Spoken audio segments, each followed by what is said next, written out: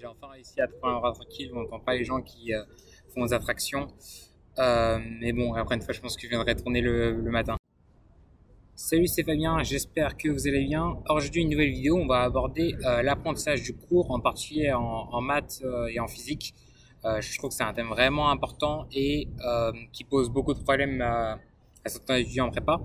Déjà, on vous demandait pourquoi, enfin, à quel point le cours, dans quelle mesure le cours est important. Mais vraiment, ça, je pense que les profs vont vous le répéter un nombre incalculable de fois, que le cours, c'est vraiment c'est les briques élémentaires qui sont indispensables pour aborder des exercices de manière sereine. Il y en a, certains exos sont vraiment infaisables si on n'a pas maîtrisé le cours et qu'on n'a vraiment pas fait de réel effort d'appropriation. Donc vraiment, le cours, c'est la chose la plus essentielle. Après, évidemment, enfin, faire l'entraînement, des exercices, puis des annales, etc. Mais tout ça ne se fait pas sans la base du cours. Dites-vous que le cours, vraiment, c'est la base d'une maison et vouloir faire des exercices, des annales, c'est un peu vouloir rajouter des détails. Et sauf que si les fondations sont mauvaises, ça va se voir et peut-être à des moments où cruciaux. Enfin, c'est dit cruciaux, ça peut être des DS, même si un DS, en deuxième année, ça n'a pas trop beaucoup d'importance, mais ça peut être surtout au concours. De se rendre compte qu'on nous manque un point du cours important et après d'essayer de traficoter sans ça, c'est assez difficile. Donc c'est vraiment le plus important, je pense, dans l'apprentissage du cours, c'est les propriétés et les méthodes qui sont dedans. C'est un peu les grandes idées qui sont importantes et qui vont être réinvesties dans les exercices. Par exemple, en physique, en électrostatique et en magnétostatique, ça va être l'analyse des symétries et la distribution de charges ou de courant. En maths, par exemple, quand j'appuie sur l'espace euclidien, ça va être la manière dont on utilise le théorème spectral. Et donc voilà, le cours, c'est vraiment la base. Après, quand est-ce qu'on l'apprend déjà? Je pense que la réponse c'est le plus rapidement possible.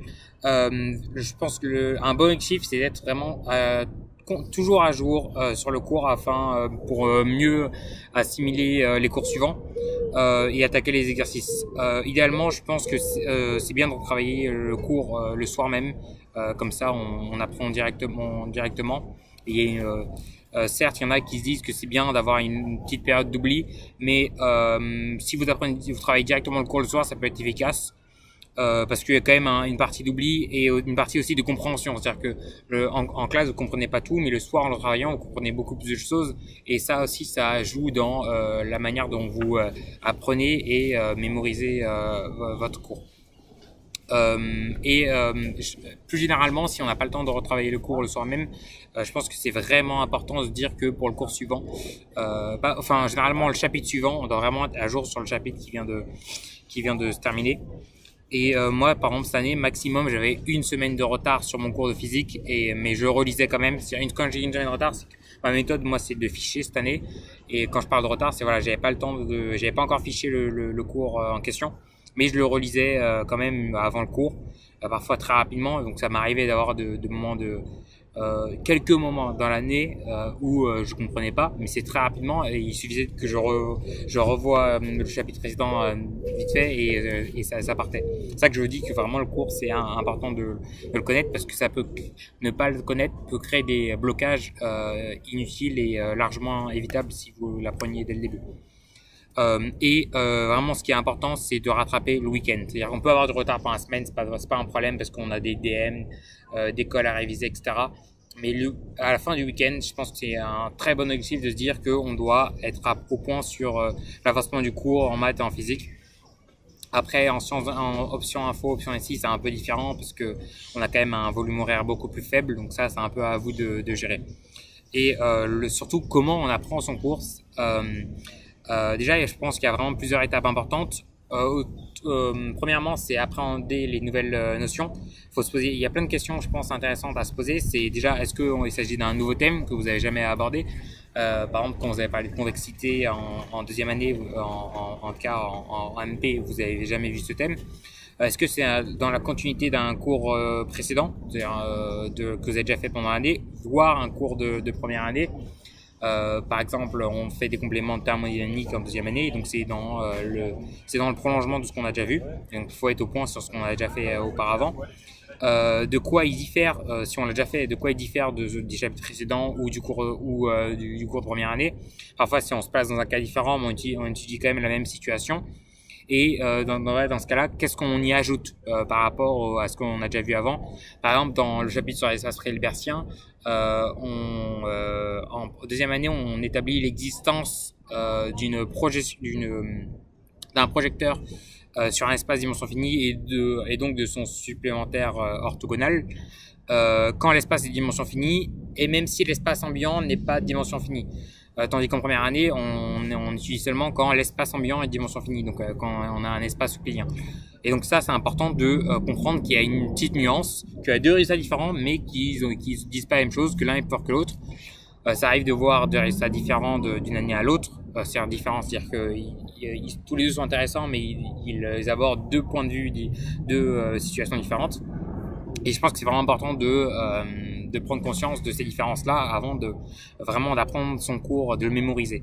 Par exemple, aussi en physique, il y a la différence entre mécanique en référentiel galiléen qu'on faisait en première année et mécanique en référentiel non galiléen. Et il y a quelques nuances entre ces deux thèmes. Il y a juste une petite écriture adaptée des théorèmes, mais c'est important d'en tenir compte quand on apprend son cours. Et donc ça, c'est un petit travail d'interrogation mentale qui peut avoir lieu tout au long de l'année. Ça peut être pendant le cours, après le cours, avant le DS, après le DS, par rapport aux fonctions d'école, et même plus tard quand on est dans les révisions pour les concours. Mais je pense que c'est un travail mental super important et c'est pas celui qui prend le plus de temps pour autant. Son principal objectif, c'est vraiment d'organiser, de clarifier, d'hiérarchiser les notions dans notre tête pour qu'elles soient vraiment claires. Et ça, c'est un peu un défaut que peuvent avoir certains élèves, c'est que ils apprennent leur cours, mais ils ont du mal à faire le lien entre les notions. Et c'est ça qu'on juge un peu au concours. Donc, je pense que ce travail est vraiment crucial. Bon, après, il faut évidemment mémoriser son cours. Et donc, chacun sa méthode. Moi, personnellement, c'était seulement ficher mon cours. Et c'est comme ça que j'apprenais en notant les théorèmes, etc., les remarques importantes, les propriétés. Il y en a, ils utilisent plus la méthode de la feuille blanche, c'est-à-dire que une fois qu'ils ont relu leur cours, ils reculent leur cours il y a quelques jours. Alors une fois qu'ils révisent, ils prennent une feuille blanche et ils écrivent tout ce dont ils se souviennent, les théorèmes, les propriétés. En physique, il y a des arguments physiques importants à retenir, des raisonnements aussi. Et après tu regardes ton cours et tu vois qu'est-ce qui manque, est-ce que c'est assez complet, et ça te permet de cerner un peu ce que tu as du mal à comprendre et ce que tu as du mal à retenir. Donc ça, je trouve que c'est une méthode pas mal, mais c'était pas celle que j'employais pendant l'année. Mais bon, faut garder en tête que ce premier travail, ça reste une hiérarchisation un peu naïve des notions que vous apprenez, et que vous pouvez être amené à un peu faire évoluer vos fiches. Je me rappelle un argument, vraiment ça c'est vraiment un argument qu'on utilise énormément en algèbre linéaire en deuxième année, c'est que si on est semblable à une matrice scalaire, alors on est égal à celle-ci. Une matrice scalaire, c'est lambda in, avec lambda un complexe par exemple. Et cette propriété, on la utilise vraiment beaucoup. Et la première fois que je l'ai vue dans le cours, je me suis dit qu'elle n'allait pas être si utile. Et du coup, je l'ai pas mis dans ma fiche.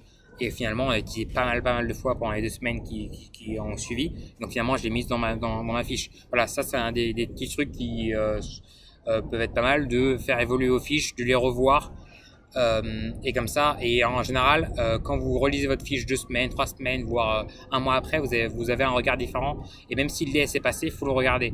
En première année, on a tendance à ne pas le faire, mais en deuxième année, il faut le faire. Hein. Et en deuxième année, c'est encore plus important parce l'année est très courte et on a peu de temps pour réviser les concours. Un point important, c'est que vraiment, faut pas négliger les raisonnements dans l'apprentissage du cours, même si on peut pas écrire tout ce qu'il y a dans notre cours et tous les démos. Il faut faire un travail de synthèse nécessaire.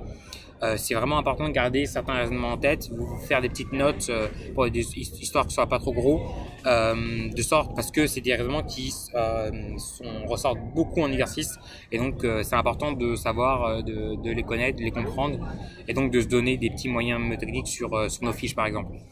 Par exemple, en physique, il y a un lien intéressant entre la thermique et l'électrostatique, et je pense que c'est intéressant de le ficher et pas de se dire bon allez c'est juste des commentaires et c'est pas grave et on passe, parce que ça peut vraiment faciliter notre apprentissage du cours. Et donc l'intérêt de toute cette méthode d'apprentissage, c'est vraiment d'isoler les points de flou le plus rapidement possible, parce que on se rend compte, je me suis rendu compte pendant l'année que vraiment chaque point de blocage éliminé, ça me rendait ma compréhension du cours global beaucoup plus satisfaisante. Et parfois je bloquais vraiment sur des petits points de démonstration qui faisaient que j'ai l'impression que je comprenais rien. Une fois que ce petit point s'éclairait, quand j'arrivais à comprendre tout. Et ça, c'est seulement en fichant qu'on se rend compte de quel point nous bloque. Parce que quand je fichais, je relisais tout le cours, donc je passais par les démonstrations. Il y a des points que parfois je comprenais pas. Donc tout l'intérêt de vraiment faire un apprentissage un peu méticuleux de son cours en maths physique. Un dernier avertissement, c'est vraiment de rester rigoureux, parce qu'on peut faire des raccourcis de temps en temps, parce que faut ficher et que faut aussi retenir. Et donc parfois on se trouve des moyens techniques personnels, mais il faut vraiment faire gaffe à ne pas faire des fautes de raisonnement, surtout en maths, mais ça peut être aussi en physique, ne pas dire n'importe quoi, parce que vraiment à force de faire des simplifications abusives, on peut arriver à dire vraiment n'importe quoi. Par exemple en maths, les hypothèses et théorèmes, les conséquences, la différence entre les versions matricielles et vectorielles en algèbre binaire, faut vraiment pas commencer à faire des simplifications, parce que faut être précis quand en exercice et il faut pas dire n'importe quoi. En physique aussi, ça peut être la nature des objets, des phénomènes, aussi en maths d'ailleurs, les objets. Les conditions d'application, par exemple en optique, il y a des conditions d'application très précises pour la formule de Fresnel par exemple, et voilà, faut vraiment que dans notre fiche, et je pense qu'elle doit conserver ces éléments-là, parce que c'est ce qui fait la différence à la fois à l'écrit, parce qu'à l'écrit on voit seulement ce que tu as écrit, donc s'il n'y a pas il manque une hypothèse, on peut t'enlever des points, et aussi à l'oral, ce qui peut un peu faire la différence entre un bon oral et un très bon oral. Donc voilà, voilà tout ce que j'avais à vous dire sur ce thème. J'espère que ça vous sera utile. D'ailleurs, personnellement, évidemment, j'ai fini mes oraux. Je vous parlerai très bientôt de mes résultats, donc ce que j'obtiens, etc. J'ai pas encore choisi mon école. Si vous voulez en commentaire, n'hésitez pas à faire de la propagande pour le NS-Rennes, pour le NS-Saclay, pour Central, entre autres. Je vous dis pas mes résultats, mais c'est un ordre d'idée des choix auxquels je serai confronté dans les jours à venir. Normalement, j'espère dans 2 semaines maximum, on pourra faire une vidéo bilan où je reviendrai sur mon année, je donnerai mes derniers conseils, enfin mes très personnels sur mon année, et je vous dirai ce qu'il en aura de la chaîne, où je serai l'année prochaine. Voilà, tous les détails sur la suite de ma vie étudiante. Bref, je vous souhaite une très bonne journée. Je vous dis à la prochaine pour une vidéo. C'est bien. Ciao.